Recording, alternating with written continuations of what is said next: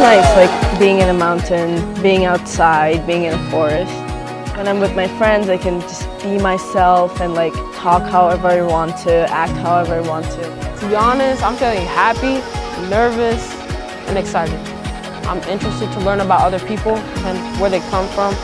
What's surprising is I know I'm good at archery. I never knew that.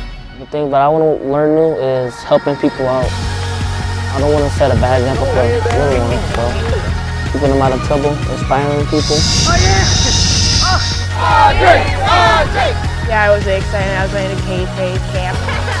I'm very taken away from this meditation and learning how to sew.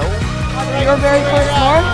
What do you think? Are you speechless? A fear I overcame was the swing, because I'm like really scared of heights, so I was like super scared to do it, but I tried it anyway. My only goal is to meet as much people as I can, because the more people that I meet, the more friends that I make, and the more friends, the happier I am. I am really excited to be at this camp. Everything that you do in your life you don't need to have a phone to do it. You could like use your what's outside to have fun also. Next year, I want to be a LIT. Hi, my name is Kiara. This is my first time at Camp Firework, and today we're going to be having a good time.